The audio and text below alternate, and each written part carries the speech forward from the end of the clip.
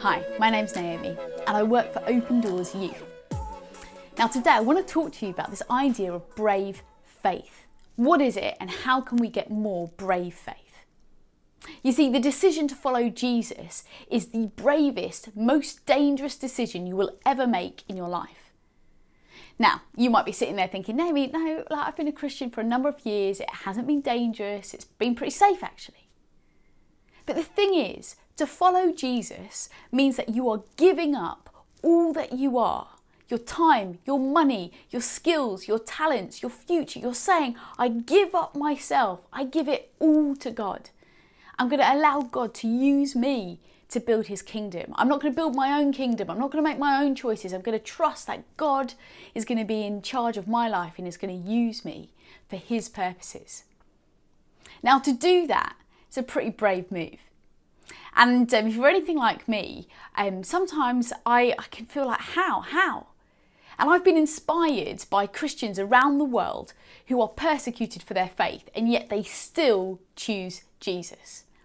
They choose Jesus knowing that it could mean that they get kicked out of their family, that maybe they lose their job or they lose their place at school.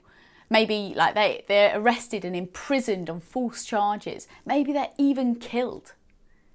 And yet they're still choosing to follow Jesus. That is brave faith. But the decision is the same, whether or not the consequences are different. The decision to follow Jesus is the same one that they and us are making. And I quite often can be held back a little bit by fear. And today we're going to talk about how actually overcoming fear is the first step to being able to grow brave faith. So watch this video. Uno iba de camino a casa, del colegio a la casa, y estaban los guerrilleros en el camino. Y sí, le ofrecían, y uno veía que ellos tenían una vida buena porque tenían mucho dinero.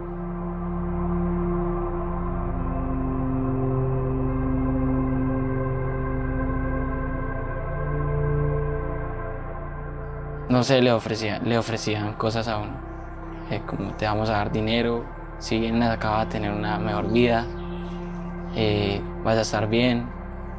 Y sí, esa era una de las cosas que ellos utilizaban, uno de los métodos. Al principio, porque después ya comenzaron ya a llevárselos a la fuerza.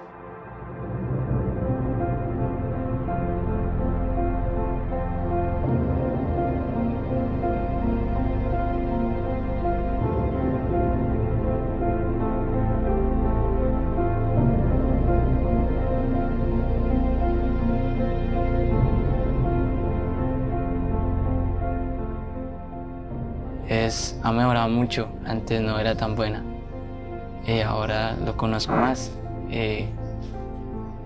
vivo para él y por él, me aferro a la Biblia, a lo que dice.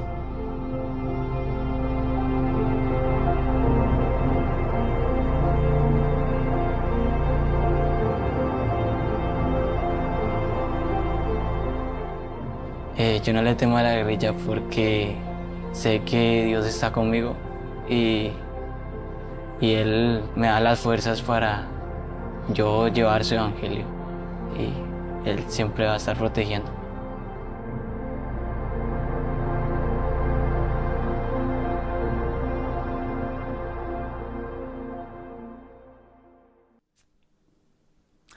One of the things I love about that video is towards the end when Timoteo, he says, I do not fear the guerrillas because I know that God is with me.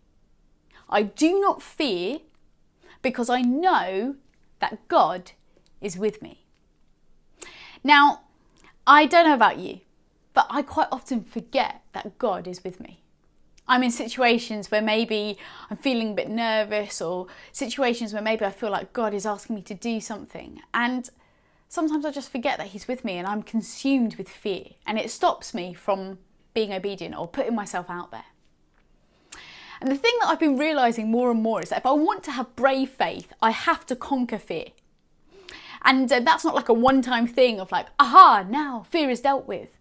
But it's a constant filling myself with truth. If I know truth, then I know that actually there is nothing to be afraid of because God is with me. And I don't know about you, but I like to spend my time reading the Bible and getting some of God's truth into me. Because you see, the thing is, the world will lie to you.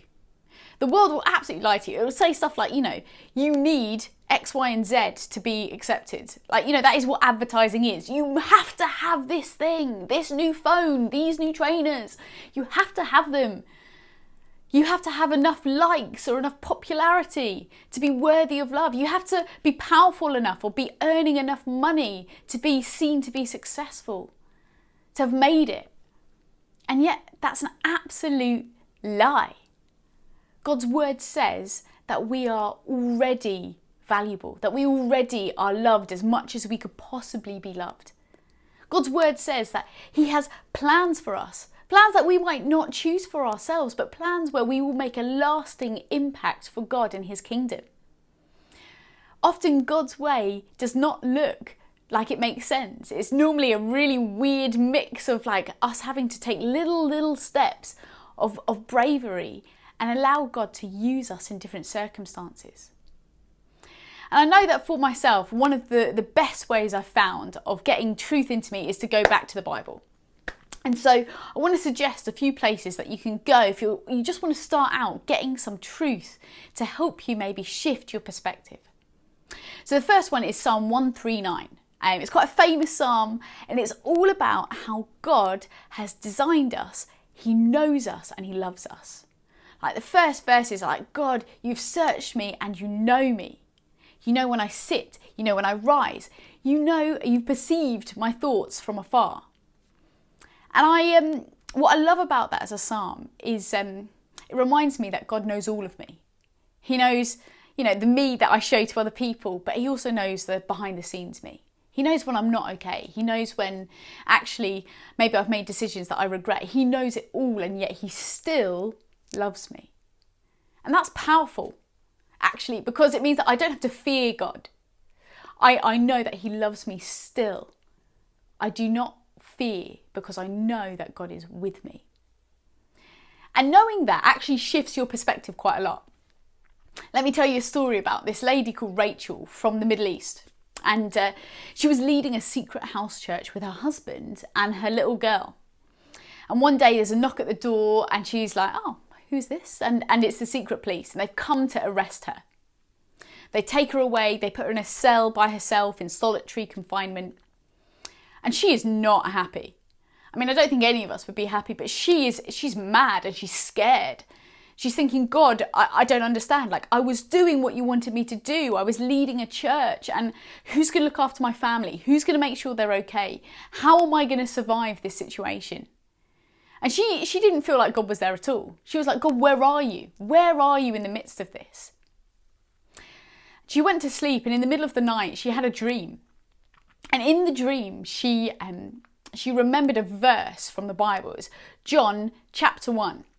And the verse says, Jesus, He was in the world, but the world did not recognise Him. And she woke up and she just had that verse going around her head. He was in the world, but the world did not recognise Him. And she just was struck.